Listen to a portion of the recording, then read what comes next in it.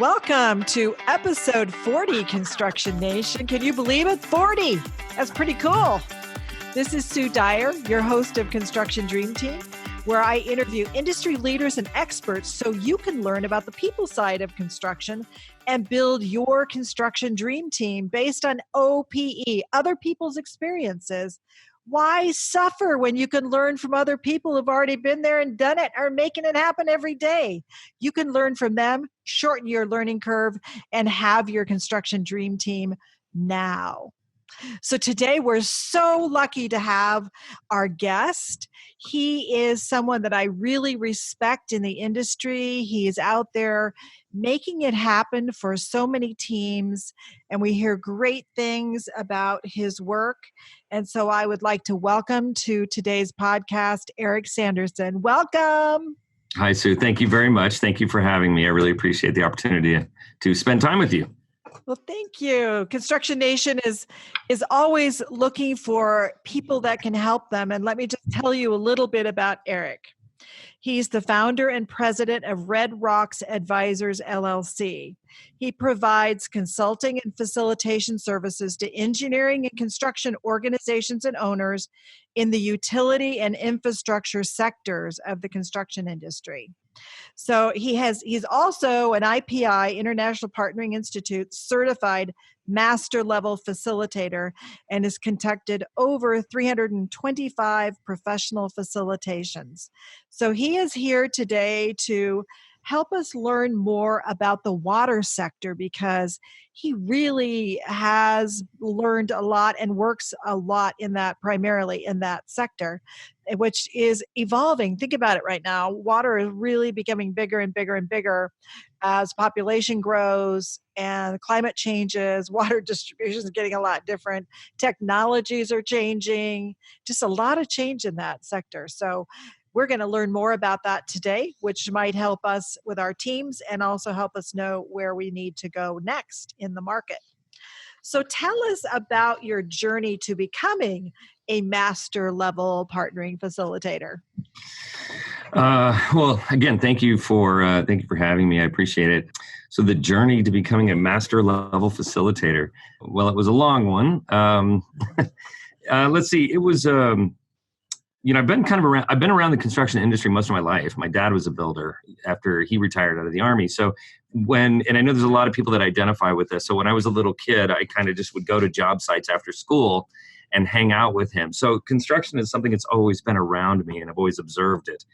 And so later in life, I would get back and, I had, I suppose like many people that go to college, I have dreams of doing other things that are outside of construction. But then I kept coming back to it because it was something that I knew and was comfortable in. I spent a few years in the trades. I learned, just regular vertical construction and just working on a crew and framing and those sorts of things.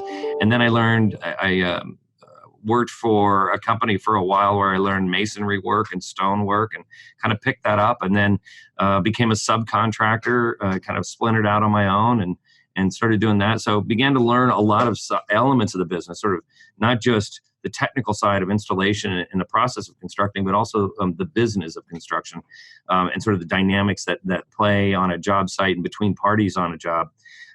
Let's say I'm trying to think, probably in 1997 is when I started my MBA at Colorado State University, and I finished there in 2000.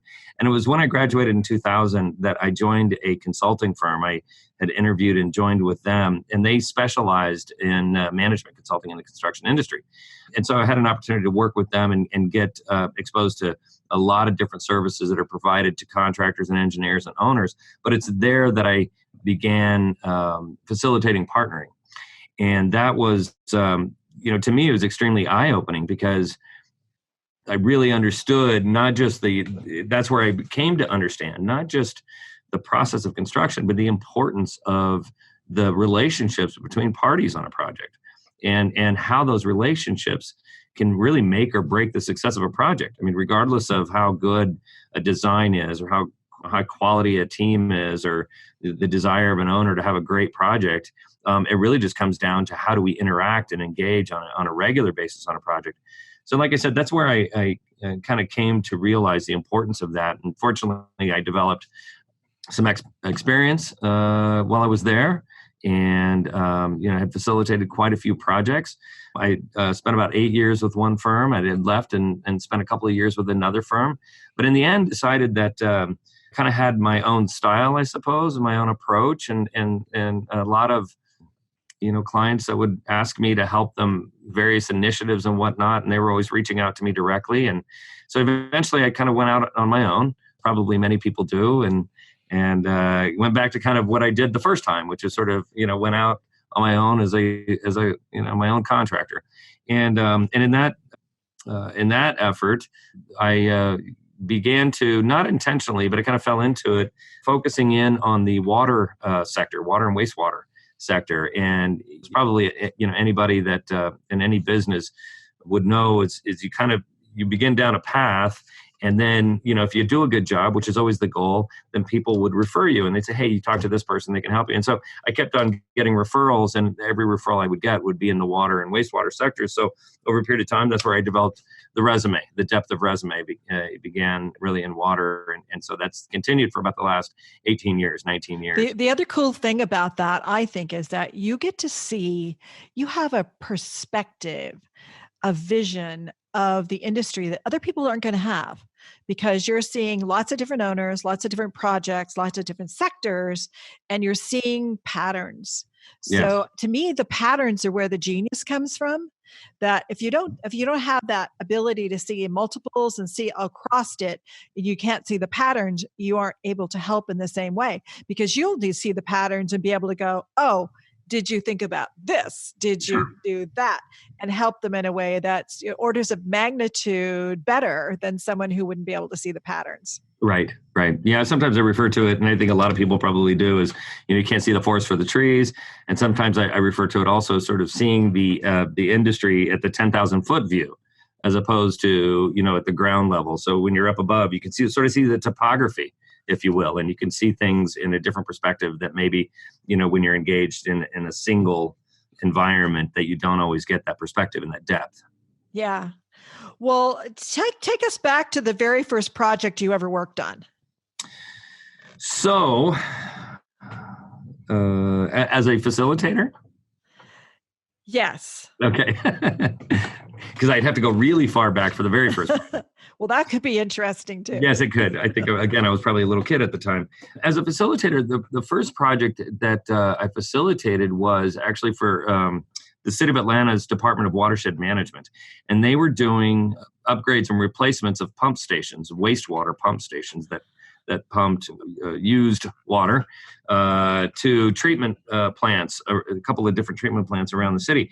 And it was a challenge. There were 14 pump stations that needed to be replaced, and they were in varying locations throughout the city. And some of them were relatively easy to get to, and from a technical perspective were straightforward. And then some of them were extremely difficult because they'd been there a long time, and there had been development around those pump stations. And so it required the contractor to go into sometimes very congested environments and set up shoring and get down to where the pump station was below the ground level, and then replace it. And so from a technical perspective, the job yielded, there was a lot of challenging elements there that the owners the City of Atlanta had to work collaboratively with the contractor to kind of solve those things in real time. And it was a great project because it wasn't just on one site, but like I said, there were 14 sites spread throughout the City of Atlanta. So it was very complex. We had a great team, and it was they really demonstrated. Actually, I almost hold them still to this day as the model of a great partnering project team, because they just came together in very, very challenging circumstances where they had everything going against them, but they came together and they solved some amazing problems, and they delivered their projects. Actually, it was under a consent decree, a court order. Yeah. That they needed to deliver these. They delivered them all on time. They delivered them all within budget, and subsequently won a Marvin M. Black Award for excellence in partnering for that project. So for me, for that first project, I was very proud to be a part of that, and there were great people to know and that I still know to this day. And I can only imagine, because I've worked on projects where there was a consent decree, that it's so easy for the team to go the other direction. Absolutely. And not work together and get fearful and really polarized. Right. So, the partnering process has got to have been really, really helpful to them. That's awesome. So I know you work almost completely in the water sector. Tell us more about what's unique about working in the water sector. What's the team environment like? Sure. Well, it's interesting because most projects in that sector, and this it's not unusual for public work to be this way, is that they're procured by a Department of Engineering or facilities or something along those lines. And so you have a group within the public entity, whether it's a city or water authority or somebody along those lines, who is engineering and procuring the construction and managing the construction. But ultimately, it's going to be inherited by the operators, the operator of a treatment plant, a facility, or maybe a conveyance system. And so there's always two owners, if you will. There's the engineering department, and then you have the operations department. So you always end up with two owners that are involved in it. So that's one. I don't want to call it a two-headed dragon, but you always have two owners there. And so it becomes important because even on the owner's side of the house, there's a very careful balance of priorities. So in engineering and facilities, they typically want to focus on containing scope and managing to the budget and managing to schedule because they have a deliverable there. And then in the operations side, the operators of the plants and the facilities, they would like to maximize scope because typically you're not doing a lot of capital upgrades on a very common, frequent basis. And so they want to take advantage of those opportunities. And so even within an owner, there is this need to sort of balance the wishes, the wants versus needs type of an approach to the project. And so sometimes one thing that becomes unique is creating that alignment internally in addition to the alignment that would occur with the contractors and engineers and other service providers. So that makes it a little bit unique.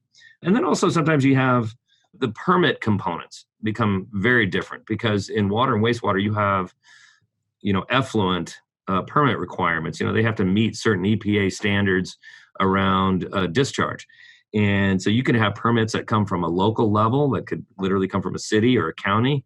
And then you have state level, and then you would have federal level permits, all of them coming from potentially different entities, depending on the nature of the work being done. So permit compliance to maintain operations in an existing plant is significant. And then building a process where once the construction is completed, that process generates an output, an effluent, and that has to meet permit limits as well. So permit compliance is extremely important on those projects.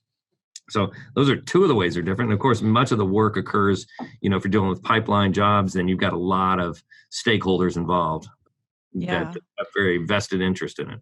And occasionally weather gets in the way, huh? Yeah. Weather definitely gets in the way. Weather is going to be one of those items that the project team hopes doesn't happen. And when it does, and that'll throw a wrench in the machine. No question.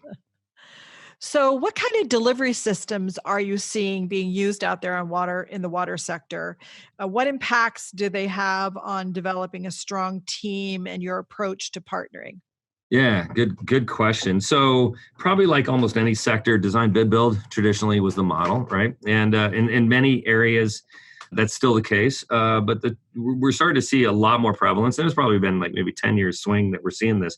But design, build has become significantly more common. But even to move that forward, we're seeing a lot more CMAR projects, construction management at risk. Mm-hmm. And really what's driving that is the need and the desire to get the contractor's input and engagement earlier in the process. When you look at constructability, when you look at just basics on being able to construct, typically inside an existing facility, that's the other thing that's somewhat unique about water and wastewater. Most of the time, there are very few greenfield projects that are being built these days in that sector. Most of it's upgrades to existing treatment facilities, which means that the existing treatment facility is operating. And so the contractor has to do all this work inside of an operating facility and maintain operations while they do those upgrades. Well, in the context of a delivery system, the contractor engagement during the design process becomes extremely important in terms of like I said, constructability, but also sequencing and logical, the sequence of taking particular processes in and out of service as that work is being done. So CMAR, design build lends itself well to it, but CMAR also lends itself extremely well because the other thing that it allows for is the contractor to be engaged in helping the owner and the engineer develop a more appropriate cost estimate, a live cost estimate that everybody is tied into, so that the actual project value becomes a lot more transparent, and the contractor's influence during the design phase, and as that's occurring, it helps to solve some of the constructability issues that might be a bigger challenge in a regular design bid build project. So in each of these different delivery methods, CMAR or design build or design bid build, is there a difference in when you would optimally see the partnering facilitator being engaged for optimum results? Yeah, so it has definitely evolved. The teams that are really doing well with it and are implementing very effectively typically are doing, we're kicking off when the CMAR contractor is procured. And so it really is the beginning of the design phase. So, it would be the same as if you're in a design build and you started beginning a design. Mm-hmm. And then we're able to articulate some of the specific goals and challenges that we need to address during that design phase. And then as that design phase sort of plays out, then we come back and we may do some follow-ups during that time period, but we come back at that transition point where it begins to shift into construction. And it's almost like a second kickoff. So there's a kickoff at the beginning of the project, at the beginning of the design phase, and there's a second kickoff essentially at the beginning of the construction phase. A lot of the people change, organizations change, and you have some priority differences between those two phases. So that's the little bit of a difference there, where as opposed to the traditional design build, design bid build, is that typically it's when you get NTP, and then we're looking several weeks after that for a kickoff. Looks a little different with the CMAR. Yeah. So can you give us examples of a couple projects you've worked on? Yes. All kinds of very interesting projects that are, there's a lot of really good ones. I'm engaged with one right now for the city of Los Angeles Department of Water and Power. And what they're doing is they're upgrading an existing facility to use UV treatment for this facility, to ultraviolet radiation to treat the water. And so that's an interesting one, because it's bringing in, that has unique technical challenges to it because of the equipment involved, the UV equipment. And so it's something that in this case, the contractor is familiar with, but it's not super common in the industry. And so it's not, people can't just pull a book off the shelf and say, well, this is the way we're going to build a UV plant.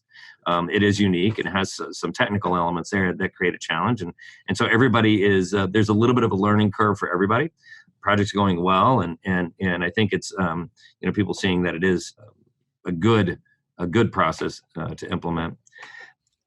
Let's see. I'm trying to think of another a good one. There is a project that I'm working on. I'm assisting up in that's in Vail, Colorado. That is an upgrade to an existing treatment plant. And that one is that's a great project. Well, it's a great project. It's going to help the people in Vail, just give them more capacity, which is always valuable. That's going to support development in the long term. But it's got some technical challenges, not so much from the treatment itself or the processes that they're going to use, but the location of the plant. That's classically one of those communities where obviously a lot of high value real estate, and so the footprint of the plant is there's a lot of I'm trying to find the right way to put it. A lot of concern over the footprint of the plant, right? And also that the operations there are contained. I mean, odor control, things like that, and being mindful of the environment is that's important anywhere. But in some of the mountain communities and resort communities, the attention is a lot higher. Mm-hmm. And because also the footprint of the plant, kind of right in town, it's very visible. So it's not like a treatment plant that's slightly out of town. No, it's right in the middle of the town. And there's residents immediately adjacent, like apartment developments immediately adjacent to the facilities. And so that one just gets a lot of third-party attention. There's other stakeholders that are very interested in not just the process and the plant, but they're really interested in the construction, how that's going to impact them in their daily life. So that's another really interesting project. And so the issues that that team is addressing, again, from a technical perspective, pretty straightforward, but it's really the logistics of managing the surrounding environment and being a good neighbor. And that was one of their big project goals, was just to be a good neighbor. That's what's so cool about projects is they're so different. They really are. The technology can be different, but there's so much nuances and the teams can just rise and be so awesome. It's so fun. Yeah, So it's that's fun. cool. One of the things, and I just mentioned it about the one of the primary goals, is that each project there's an opportunity for the team to come together and really align behind. Here's what's important here, and that's one of the most valuable aspects about partnering is that they can sit together and agree. Hey, this is going to be a big deal, and we want to pay attention to this together. And that's where really you have such great ideas that come to the table. And many of those ideas were never in the contract, they weren't in the RFP or the scope. Exactly. But suddenly they're out there and they're creative solutions to challenges, sometimes that we don't want to admit are there. But then once you look at them and say, all right, what do we do about this? Then it's amazing the ideas that folks come up with, really creative, solutions. Yes. Yeah. And when they're so embedded and they own it, they're owning the Yes, problem, but they're also owning the solution, which is absolutely. so cool. Absolutely. So I know you're leading your company, you've been a part of other teams, and of course you're facilitating as a leader. What would you say is your greatest strength as a leader? I try to understand. I don't know if you characterize it as a strength. I mean, I imagine at some point it could be a weakness. I try to understand everybody's different points of view. Everybody, we all, from an organizational perspective, everybody has a different goal that they need to achieve for their organization, right? And that's the point of partnering, is to align around goals that we all have in common. But sometimes the biggest challenges we have is those aligned goals, and how do they marry up with organizational goals that we have at an individual level? And so one of the things I try to always utilize, or try to understand, where is somebody coming from? If they have a concern, if something's a priority for them, even though it may not be a priority for somebody else, where are they coming from? What's driving that? Is it a concern? Is it a fear? Is it a failure in the past that they've seen go wrong? Is it something that they're being held accountable to inside their organization? What drives their priorities? And so I try to put myself in their shoes, try to understand, what's driving their thought process and their concerns. What I find is that if I'm able to do that, I better understand obviously what their priorities are, but that can help them interpret those for the other members of their project team, to help to convey, maybe what's driving a particular position or concern or something along those lines. And I try to utilize that to help with problem solving. Sometimes people get stuck in a particular spot and they see only their path. And so if I can help interpret what their priorities are, sometimes that helps the rest of the project team, help them identify solutions or ways for them to, achieve the outcome they're looking for, without it necessarily being combative or competitive with the rest of the team. I think that's so important because what I see is that when people understand, they may not necessarily agree. Right. When they understand, now, okay, I can move forward with that. That's Yep. a priority to you, but this is my priority. Let's figure out how we're going to reconcile where we have some differences. 100%. But it's that we have to listen to each other enough to get to the understanding part, and a lot of times that doesn't happen without help. It just Yeah. doesn't. Yeah. Yeah. Yeah. So I know that you've worked on a lot of projects Mhm. and a lot of different things, and I'm sure not everything has always gone exactly as planned or hoped. Take us back to a big challenge you had and your very worst moment. Well, earlier in my partnering career, if you will, I remember working on a project, and I think the challenge for me is that it was reasonably new, and I guess I just didn't have 100% confidence I could control the group. And I was trying to facilitate a group on an industrial project. Actually, it wasn't in the water sector, but it was process. So it was, chemical processes, kind of a big facility project that was, I think, $300 or $400 million in value. So it was a pretty substantial project, and with some very, what I would characterize as heavyweight contractors, big names, big industrial contractor, big industrial owner. And so these are organizations with a big, strong footprint. And it just probably, I didn't have as much control of the group as I would have liked. And so I don't think I generated the results that I had hoped for. And I think, and I got, more or less, to be blunt, I got feedback that told me that. And so I ended up going actually with a supervisor of mine. We went back to visit the project, and he was actually, he helped me out a lot. He said, "Hey, look, we'll navigate through this, and you're kind of new to this process, and it's okay." And these guys can be tough and intimidating, but let's work through this. And I remember, I had a facility. It was a follow-up session in particular that didn't go the way I would like it to go, and then we subsequently did another one together, somewhat with his oversight and guidance, and that went a little bit better. But I think one of the things I learned from that, and it was tough. I mean, honestly, if you make a mistake in business, it's pretty embarrassing, right? Because it's your professional credibility. And I don't know that I made a tragic mistake. I just didn't have the control that I wanted to have, and in terms of managing the group to the outcome that they needed. So it's those things are embarrassing, but I did learn from that. Yeah, I learned, sometimes you got to overcome your own fears, just step into it. You don't have to know everything. That's one thing I figured out as well, is that, there's a lot of stuff I don't know about, all of this, and all of my clients' work. And I'm not going to try and pretend to know. So, I think that was a big lesson but that was a tough one, because I think anytime you have to admit that you made a mistake or that you don't know what you're doing, that's tough. And I honestly, to be completely honest, I see that with our clients, with the people that I work with now. Sometimes people know that there's a better path, but it sure is hard to admit that they might have not picked the best solution. So it is. Yeah, it's hard for all of us. It's all hard for all of us to do that. Yeah. I also think that when you're first learning something, of course you're going to make mistakes, and then you just learn from them. I mean, right. That's just, you have to allow that to happen, and then that's how you learn. But it's just sort of like whether it's negotiation, mediation, facilitation, really even leadership, you learn by doing. Yes. And absolutely. Okay, that worked. That didn't work. That worked. That didn't work. Wow, that really worked, but that really bombed. So that's right. You have to do enough of it, which is really how you end up being good. And the only way to become good is to have done enough of it. And so when people are out there looking for a facilitator, they need to look for someone who's done enough so that they got it. They figured it out. They figured out what's worked. Yeah. Absolutely. Yeah. Like I said, it's you don't always want to admit you made a mistake, but I'm a lot more comfortable doing that now. Well, yeah. Sometimes it's great. And I always trust that the team has it. Sure.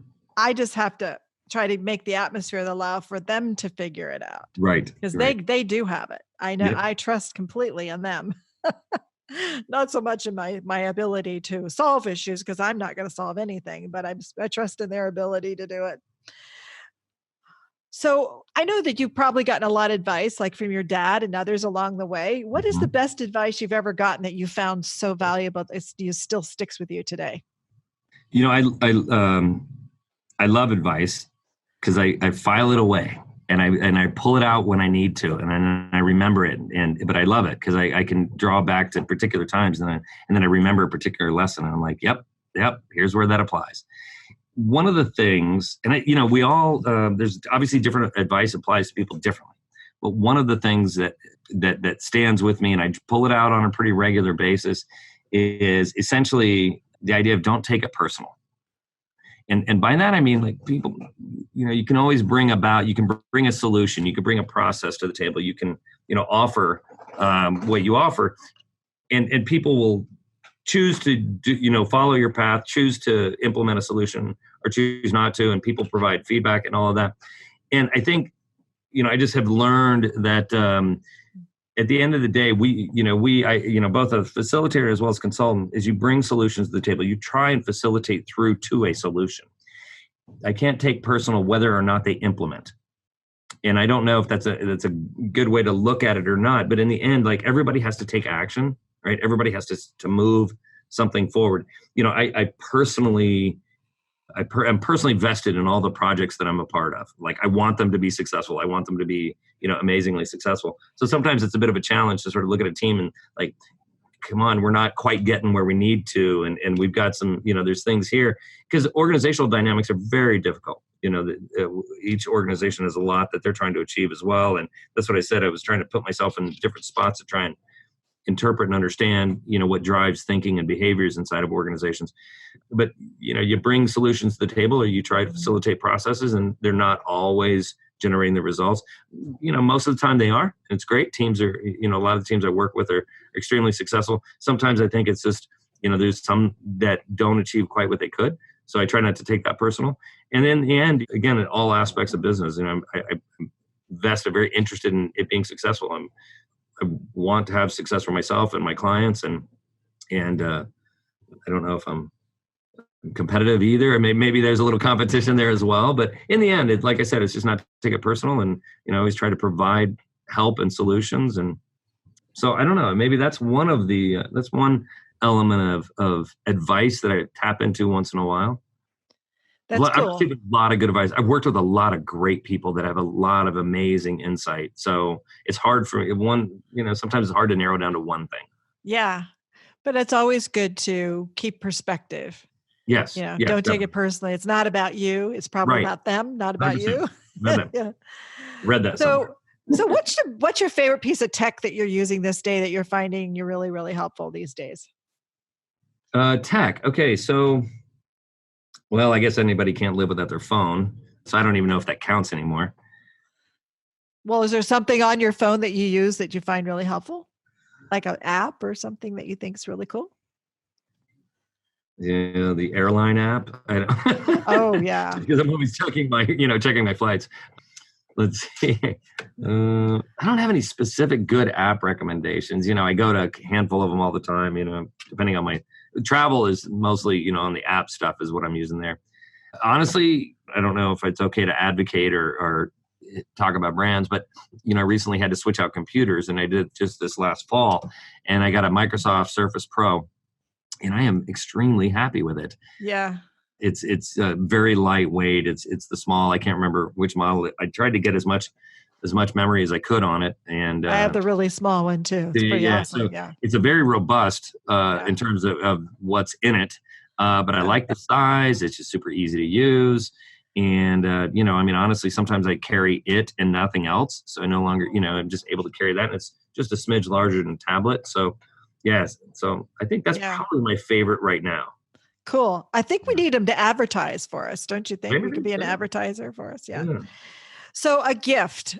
We ask every expert and every guest to give us a gift. And this would be a resource that you have found to be very helpful that you would like to share with Construction Nation. So frequently in both the consulting that I do as well as the facilitation, I end up recommending books and things like that quite often.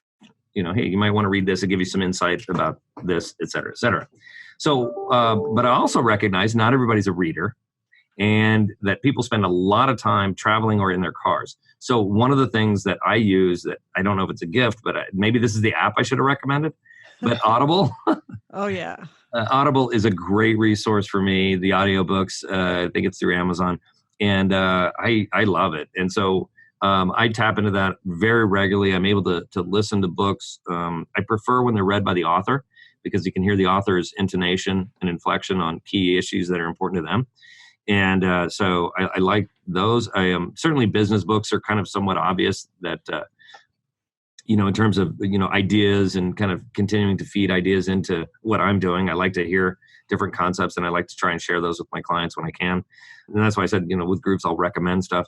But then the other thing I find really interesting with Audible is I like to listen to history books as well, because I think it's interesting to hear, dynamics throughout history. And quite often I'll reflect on, maybe what's common, maybe what's repeating itself, or, what are challenges that aren't so unique to us. And quite frequently they're challenges that are based in humanity and emotion as opposed to politics and technology. They're more fundamental. So history, and then of course, like I said, business books. But I don't know if I would characterize that as a gift. Well, I think it is, because we actually at Construction Dream Team have a deal with Audible that if anybody's not currently an Audible member, if you go into our constructiondreamteam.com/resources, pick on any book you want. And in fact, I think we can put the link on here that you will get your first book free. Okay. Wow. So you can get a free book from Audible. Try it out. It really is awesome. I listen to books Yeah. constantly, probably Great 100 a resource. year. Yeah, Yeah. it's really, really awesome because we're Absolutely. all driving somewhere, or Yeah. exercising, or even doing the dishes or mowing the lawn. You could be listening to some phenomenal book and learn some things. Yeah. Well, I always find, and this is actually, again, I really advise on this a lot because I find that this is probably the easiest and fastest way to continue learning as professional adults. At other stages in our life, we go to school and we do different things that allow us to learn. But as professional adults who are working constantly, we don't have a lot of time in our, to do that. And so that's a tool it's easy, it's readily available. Technology makes it effortless. And the knowledge, there is so much out there for us to benefit from. So And of it's just, course, there's podcasts too, and then there's these amazing podcasts. which I love to listen to the podcast. I mean, every time I walk every night, I listen to podcasts. I just love them. When I found podcasts, I thought, oh my word, the whole world opened up. Like Yeah, right. you can hear, you can learn from these people that you've admired for years right there. There it is. So awesome. Yep. Good stuff. So how can Construction Nation get a hold of you? Well, primarily LinkedIn, Eric Sanderson, Red Rocks Advisors. I'm on LinkedIn. That's the easiest way. Okay. And we'll put a link to that on the show notes as well. Absolutely. And so they can reach out to me anytime. And do you have some parting advice for Construction Nation for all of us? What could we start doing today or tomorrow that we could begin maybe being better in what we do, building our teams, or if somebody wants to really get into the water sector, what could they do? So, okay, I can think of two things real quick. And one of them, if people want to know a little bit more about water, one of the things that we talked about, is you talked about the project delivery methods. And so there is an organization, and I don't know if it's okay to kind of kick it a little bit to them, but the Water Design Build Council is a great organization made up of engineering firms and contractors that are very well known. They're all marquee names. And it's a great organization that advocates for collaborative delivery processes in the water sector. And so they're very much, they actively promote design, build, CMAR, and other items, but it's not just promoting it. They're doing research around this, and they're training. They provide training to owners and others that would be interested in learning about it, but they also have some publications. So, I think if you want to learn about collaborative delivery processes in the water sector, and maybe if you're a contractor or engineer in that sector, I'd highly recommend. At least they're a great place to start. They're great resource, and that their membership is a lot of very, again, marquee names in the construction and engineering sector. A lot of smart people over there. Highly recommend that one. The last piece of so that's just on the sort of market sector piece. Advice. The one piece of advice sometimes I try and share, depends on the scenario, is what I would speak to. But one of the ones that I think people hear about sometimes, it's listen to understand, not to reply, right? And so I've heard that in various formats. I think Covey said, seek first to understand. Quite frequently, I say, listen to solve, not defend. Right. So anytime we're engaging with a counterpart, whether it's a collaborative environment, it's a coworker, it's just a friend, or it is a business counterpart, somebody that sits opposite us in a business relationship, listen for how we can advance an issue as opposed to defend where we've been. Listen forward. Right? How do we solve the problem as opposed to defend where we've been? And it's a little bit of a sort of a mental picture, if you will. Like I said, listen forward, think forward. Where do we get? How do we solve the problem? So, one of the common sort of principles that I recommend entities embrace around problem solving, and I know it's going to sound amazingly simple, but there's a lot behind it. And it's solve the problem, and the dispute goes away. In our industry, yes, I know it seems amazingly elementary, but it is so critical. We spend so much time on the dispute and not enough on the solution. And with any project team, that's one of the most important things we can do is move an issue towards solution. And what that requires, that's where I go back to. That requires listening. It requires understanding. And not listening to reply, but listening to understand. Solve the problem, the dispute goes away. We spend way too much money, litigation, time, emotional energy, all of that in defending problems, defending positions, and arguing back and forth, trying to point somebody else is wrong. And the reality is, if we solve the problem, all that stuff goes away. And so that's one of the things I encourage teams to do, is focus on solutions. Because as soon as we do that, we no longer have anything to fight about. And all I have to say to that is amen, hallelujah. Yes, and yes. Yeah. So thank you so much, Eric, for being a guest on our episode here and for joining me in Construction Nation. We appreciate all that you're doing and all that you're going to do. And we really hope that this episode will be seen far and wide and listened to by many, many hundreds, if not millions of people over time. Well, I hope so. That'd be great.